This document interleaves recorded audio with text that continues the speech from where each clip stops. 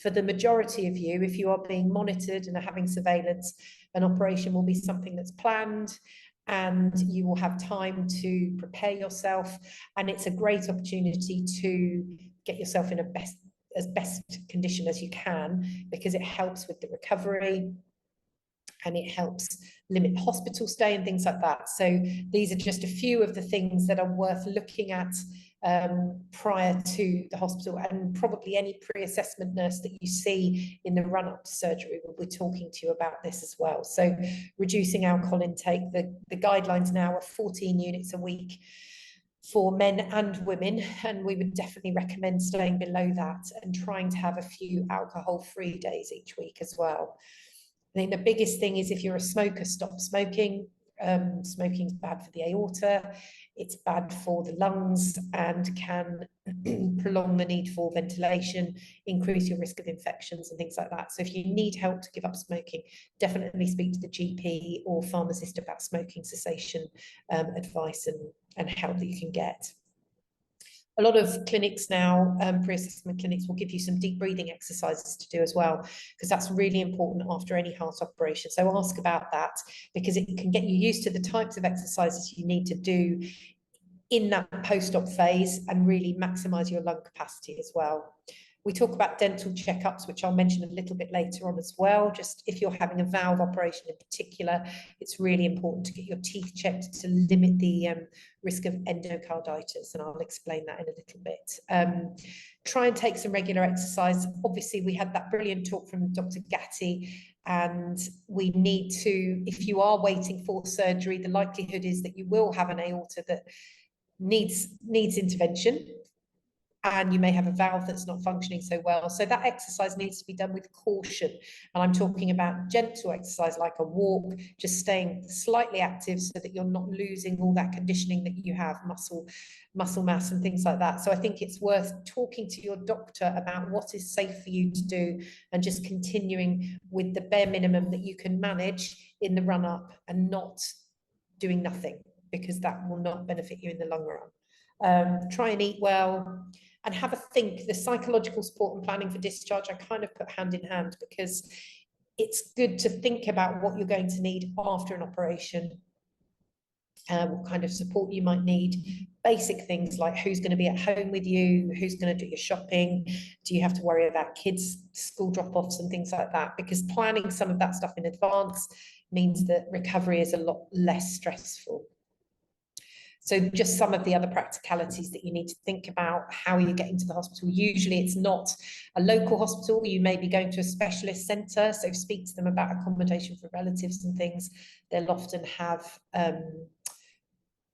hotels or accommodation for relatives to stay in. Something obviously that people may not think about is just asking for a longer bed. If you are, we were just talking about height and height restriction in our coffee room, and if you are very tall, the hospital beds in the hospital may not be long enough for you, and it's really not conducive to recovery if you're in a bed that's too short and either your head or your legs are hanging off the end. So speak to them. They are able to order bigger beds, longer beds, so it's definitely worth speaking to them so that you can be comfortable when you're recovering. And I think, unfortunately, as the NHS is as it is today, it's important to try and prepare yourself for the possibility that there may be a cancellation, even up until the last minute. There are sometimes emergencies that have to go to theatre straight away, or there may be problems with patients that have had surgery the day before, and there are no beds to look after you safely after an operation. So it is unfortunately a reality at the moment, but they try to keep that to a bare minimum, avoid it if at all possible. So from the pre-op straight to the post-op, lots of people will be having various different operations, and Professor Nina did a good talk this morning about different types of operations that people might be going through.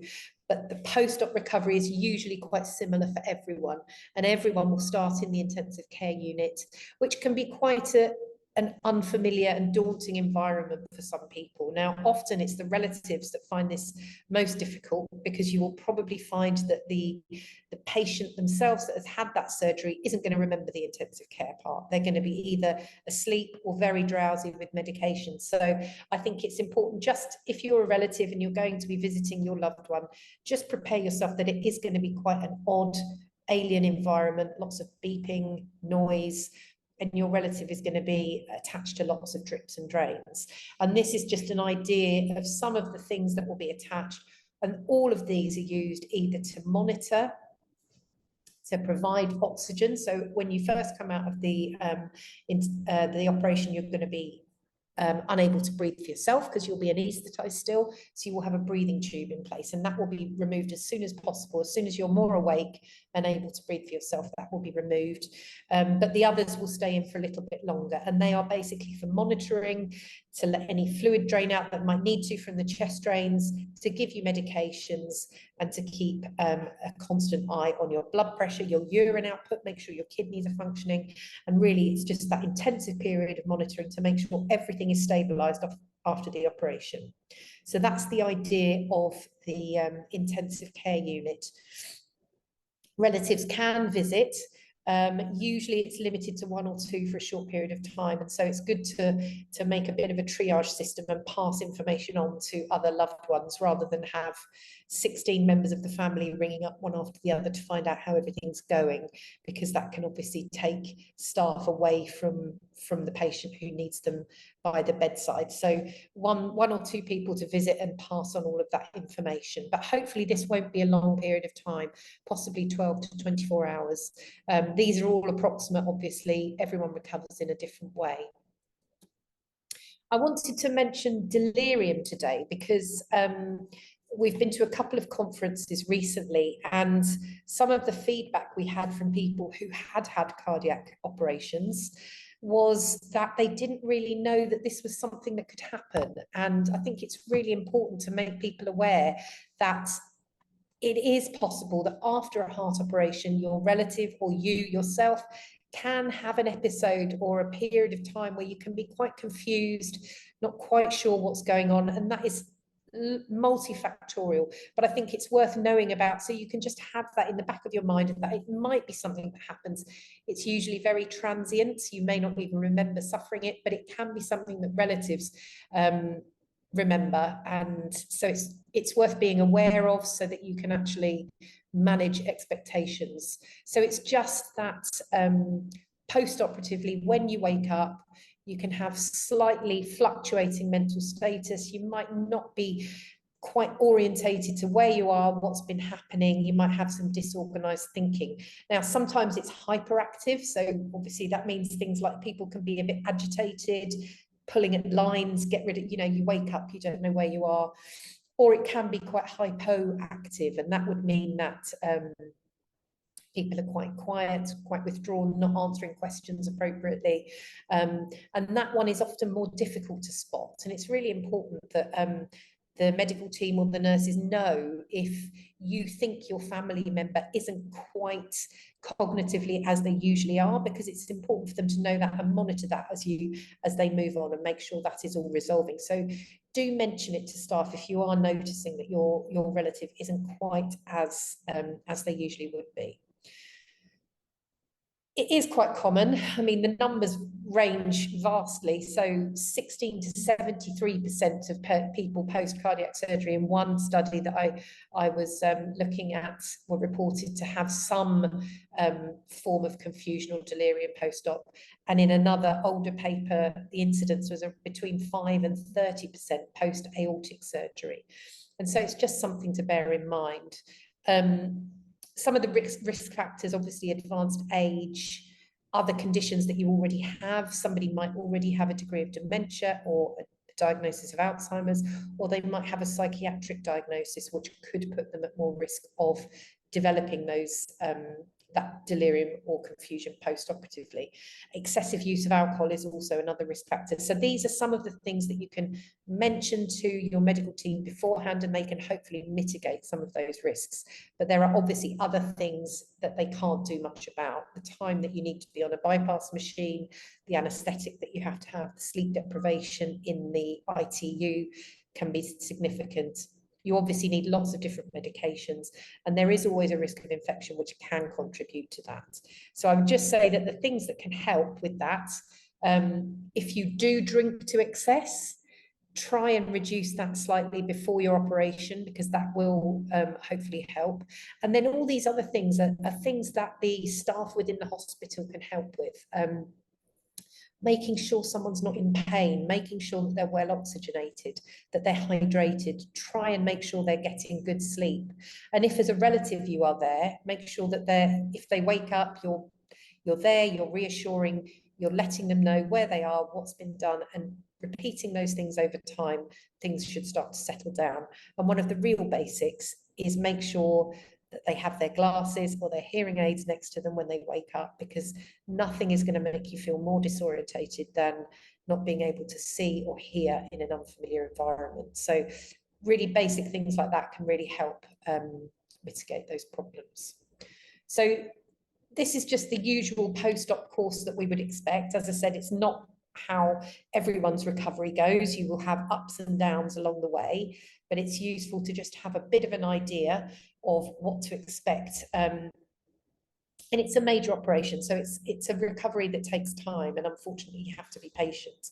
And what can be difficult about the surgery that people have for Marfan syndrome is that you may go into the hospital feeling completely well. You're not having an operation because you're sick, you're having an operation to prevent a problem in the future. So you could come into the hospital feeling 100% and you come out feeling dreadful, and that can be quite difficult to deal with. So it's preparing yourself for the fact that it's going to take you a while to get back to where you were before, and hopefully better. So just that first 1 to 7 days usually are spent in hospital, days 1 and 2 in the intensive care. I've just mentioned a few of the things there that you would be expecting to do. And as you can see in all of these, I'm mentioning pain control because it's so important for patients. If you're not in pain, you are much more likely to do all the things you need to do to aid a rapid recovery. So if you have lots of pain, you won't be taking deep breaths, you won't be moving around in bed, you won't be able to sit up in your chair and cough and do all of those things that you need to do. So make sure that you are getting your pain well managed. And obviously with Marfan syndrome, there may be other causes of pain, joint hypermobility, chronic pain in those joints. So they're going to have to address all of that in order to help you recover well. And I think don't be frightened to mention that to the nurses and doctors, because there are lots of different painkillers that can be offered to help with that. But I think it's one of the key things to manage. So by the time you're discharged, you should have done some stairs with the physio. So the physios take you up and down a flight of stairs just to make sure you're able to do it in a supervised environment, so you've got some confidence to do it when you're going home. You should definitely be going home with a discharge summary so that you know what's been done, what medicines you're on, when you should expect to follow up. And I've mentioned here again endocarditis. So if you have had a valve replacement, you should be given an endocarditis risk card by your hospital and advised of the risks. So endocarditis is quite a serious condition, which is an infection that can happen within the lining of the heart, and particularly the valves if they're abnormal or if they're replacement valves. And so if you have a valve replacement, you automatically become slightly higher risk for endocarditis. So you need to be aware of that, and you need to be aware of things like certain procedures, including dental procedures, you are going to need antibiotic cover in the future. And that's something that the hospital will tell you about, and that they will give you information for your dentist and people like that. So it's really important that you're told about that. And if there are any wounds that still need dressing or stitches that need removing, the hospital will organise that for you. I would say once you get home, you need to kind of break your recovery down a little bit. I think in the first few weeks, you need to manage expectations. People describe really labile moods, so feeling quite elated one day, very low the next, and that's quite normal in those early days. And I think you just have to go with it. Try and take regular rest, take regular walks, try and eat nutritious food. It's really important that you go to your GP, because some of your medicines may have changed and you need those updated, and accept help if you can. And what we would say is hopefully by that sort of 3 to 6 months, you're back to where you were before. you're able to take regular exercise with advice from the medical team once you've had some surveillance and assessments. And you should be hopefully looking at a staggered return to work or college if you're within that sort of age group and you are wanting to return to those places. So hopefully work will be able to help you with that. And I just mentioned mental health because I think by this point you would hope that hopefully those effects of the early period, the low mood, perhaps anxiety, insomnia, that should have resolved by now. And if it hasn't, I think it's worth speaking to your doctor about perhaps self-referring to some talking therapies or discussing further options, because we would hope that by that point you should be back on a more even keel. So if you haven't returned to that baseline where you were previously, it's worth talking about that to the doctor as well. Lastly, I just wanted to mention the signs and symptoms that you should look out for in the early days and then further down the line, just if you do need further help. So obviously, if you get any wound infection, pain, redness, swelling, or pus in a wound, you definitely need to get that checked out. You can probably make an urgent appointment with your GP for that to get that reviewed. If you're having any fever or night sweats, again, that might be a sign of infection. If you're having any new palpitations, dizzy spells, blackouts, chest pain, very short of breath, then those are things that I think you need to get checked out more urgently, and that would be a call, depending on how soon you are post-op. Usually in the first week, the ward will give you a contact number that you can call back for advice or support. So it may be something with the wounds and things like that you can check in with. But if you have some of these really significant problems, severe chest pain, I'm not talking about wound pain, but if you get some different new significant chest pain or very short of breath all of a sudden, or you start having dizzy spells or blackouts, that's when you need to be calling the emergency services and letting them know that you've very recently had heart surgery. The only other thing to mention is just staying safe long term after an operation. It goes without saying, attend all your follow-ups and keep track of when your follow-ups should be and chase them up. If you've had aortic surgery, you will need probably lifelong follow-up of your aorta with intermittent scans and surveillance echoes. So again, appointments can get lost in the system. So if you've got a diary, you can mention, oh, I should be having an MRI scan in every May. If that's not coming up or an appointment hasn't been sent out, chase it up, because you want to be in charge of your health and making sure you're getting the scans you need. Something that some people like to do now is keep some of the relevant information either in their wallet or on their phone. If, for example, anything did happen to you, even if you were involved in a car crash or something, having this information available makes it a lot easier for people to get you to the right place in a timely manner. So this is just a screenshot of the medical page on an Android phone that I have, but you can enter details here. And I would just remember that your local hospital where an ambulance would take you might not be your specialist hospital. So it's really helpful if you can have that information readily available, the type of operation you had, the date of your operation, the contact details of your specialist centre, and a copy of your last clinic letter or discharge summary, because that can give them really key information and perhaps help them make a diagnosis much more quickly than if they're trying to dig up all this information if you're not able to tell them if you're acutely unwell. So that's just a bit of a whistle-stop tour of recovering after an operation. Again, we're here as a trust. We're happy to help. If you're worried before your operation, after your operation, do get in touch. We can be a listening ear, we can offer advice, and we're very happy to help. Thanks very much. I'm happy to answer any questions.